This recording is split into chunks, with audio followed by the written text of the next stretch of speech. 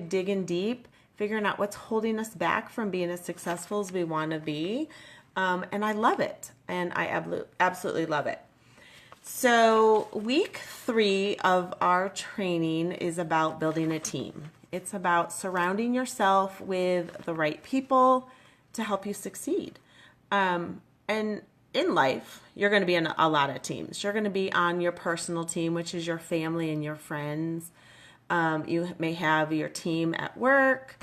If you have a side business, you might be having a team. There's lots of different teams you're going to be on.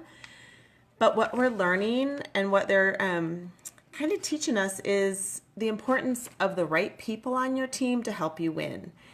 And as humans, most people love being surrounded by lots of people. Most people like to have a big team. But you don't need to have a big team. You don't have to have everybody on your team. And probably the most successful people don't. They're very selective about who they put on their team, and it's pretty important. So I'm just going to kind of go through what it takes to build a team, who should be on your team, and just a couple reasons why. This is one of the most challenging pieces for me of the training so far. Was kind of thinking about our teams and who's on your team and how to select people, and really how to let go of people who no longer serve you. I've been kind of going through some stuff where I'm trying to clean out my life. I'm trying to get rid of, things that aren't serving me anymore. And sometimes that means people, sometimes it means things, activities, things that aren't going to make me better or make my family better. So I'm trying to be very selective, and this process has been really, really eye-opening. So the quote I had in the title is, Stella's sneaking around behind me. You are the sum of the 5 people that you spend the most time with. And that's something that we have, in my family, have talked about a lot. We talk about that a lot with our kids. Making sure that the people that they're with are going to make them better. The people that they're surrounding themselves with will help them make good decisions. I mean, everybody knows sometimes you're around the wrong person and, you can make some bad decisions. And people, even if you didn't make that decision, people may judge you just based on the people that you hang around. So it's important, whether you're 5, whether you're 15, whether you're in your 20s and just starting out your career, or if you're like me, almost 50, building a business, it's important to know who you're surrounding yourself with and how you're going to build the team. I saw this quote today and I thought it was pretty awesome. Successful people know in order to increase your wins, you also have to increase your losses. And that means just sorting things out, sorting people out. It matters. I mean, the people that you surround yourself with matters. Like I said, in your personal life, in your business life, in organizations, and in groups, the people that you are with, it makes a difference. And people consider that. They look at that. Who are the people that you spend time with? Okay, so if you're building your team, you have to remember you are the captain. And if you're building a small business, if you're the boss, if you're the manager, if you're a parent, you have to remember you're the captain of your team. You're the HR person. You are the hiring person. You're the firing person. You create problems, and you also are there to create solutions. So everyone that you surround yourself with is going to create either a problem or a solution. So you want to make sure people in your team, on your team, are helping you creating solutions rather than problems. You, as the captain, you're going to be accountable for your team. So, whether you hire them or fire them or learn to cut them out, that's up to you. And what Danelle and Nicole say, if in doubt, cut them out. If you have a question, if they fit on your team, they probably don't. If you start to question if someone should be in your life, they probably shouldn't. And that's hard. I mean, especially, women, we tend to be nice. We tend to be soft. We tend to want to love on people. But it's important that we understand not everyone is meant to be in our life. Not everyone is meant to be in our life forever. Some people have a time. Some people will have a short time in your life. Some will have a long time. But it's okay to sometimes have to let people go. And it can be hard. People change. You're going to change. Your team's going to change. So you just have to figure out what's the right team for you right now. Okay. Let's see. I'm reading some of my notes because I don't know. I thought this was a really important topic. On Sundays, I usually teach in the morning, and then I spend the afternoon going through some of the training stuff and reviewing and watching videos. And I watched this one over and over, and I listened to this training just because I think it's so important that surrounding yourself is so incredibly important. Okay, so who are the 7 people you should have on your team?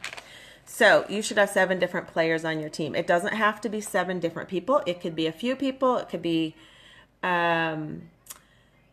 or 4 people filling multiple roles. But these are the 7 things or 7 people that you really want to have on your team. Hey, Stella, can you do me a favor real quick? What? Can you grab my phone cord? My phone's about to die. I didn't even think about looking at my phone. Will you grab it over there next to the... Please, please, please. Okay. So first person you want to have on your team is an encourager. Someone who is going to believe in you and support you. It's over here next to the table. Someone who's going to believe in you, support you, and who's going to be your cheerleader. They're going to cheer you on. So you want to always have an encourager on your team. Number 2, you want to have an enforcer. Someone who's going to hold you accountable. Someone who's going to call you on your shit, right? Or going to call you out and tell you that you're making some silly mistakes or some bad decisions.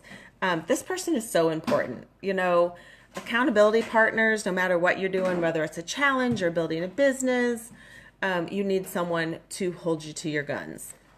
Okay, number 3 is the competitor. This is going to be someone who's going to push you and raise your bar. Someone who's going to make you better and someone who's going to make you step it up. And even though... you still want that person on your team, even if you got to surround yourself with people who are going to continually push you and who are going to make you better and challenge you in absolutely everything you do. Sorry, I'm trying to plug in my phone. Okay, number 4, you want to have the fun person on your team. You always want to have a fun person on your team. You want to keep it light, especially in business. Have fun. You want to... There, Stella is definitely the fun person on my team. But they're the ones who keeps it light. Stella. Okay, so she colored her hair hot pink. So she's kind of excited about it. Okay, so the fun person also brings joy into a room, and it can also change the room when they leave. So always have a fun person on your team. And fun people... they're fun. You just want them around, but they also can be really smart. They can be your enforcer. They can be your competitor, but always have someone fun on your team. Okay, you want to have a mentor. You want to have someone who's going to teach you. It could be culturally different than you, or have a higher education than you, or have more business sense than you do. You just want to have someone who's going to train you and teach you and mold you and give you something that you currently don't have. Remember, when you're building a team, you want all these pieces to fit together so you're the winning group. So always have a mentor on your team. Okay, you want to have a student on your team, someone who can teach you, or someone that you want to teach, someone that you are taking your information and your knowledge and sharing with them. The best way to learn something is to teach it. I am one of those learners where I can't read and grasp information. I have to actually do it, and I always do better when I teach it. I do that a lot in my fitness classes.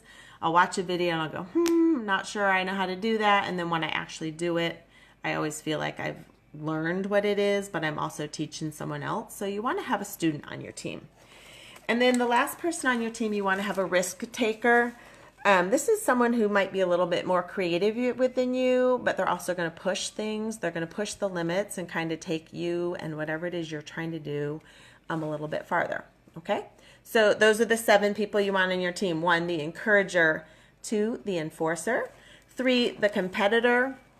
4, the fun person. 5, the mentor. 6, the student. And 7 is your risk taker. And there's no rules when you're creating your team. There's nothing that says it has to be 7 people. There's nothing that says it has to be 4 people. You know, people can fill different spots. They can also change spots. But when they no longer fit on your team, it's time to take them off your team. And that's okay, because they might be best on another team. You know, some people don't thrive if they're in the wrong environment. But if you help them realize that maybe they need to go to a different team, it might be a better fit for them, and they could also thrive and they could build their team. Teams are important because they're going to protect you, they're going to serve you, but you also have to remember you're on somebody else's team too. So figure out what role do you play when you're on somebody else's team. Something I've done recently, which has kind of really helped. Hey, Debbie, how are you? Thanks for watching. It's late at night. It's late. Something I did recently is I went through my Facebook and I cleaned out people that are no longer serving me. And I know that kind of sounds weird. And I don't mean it in a weird way. It's just people who aren't interacting with me, people who I don't know. You know, I have a lot new friends from my Go Team Academy group, from some of the personal training and development stuff I do, some of my side business. I have a lot of new friends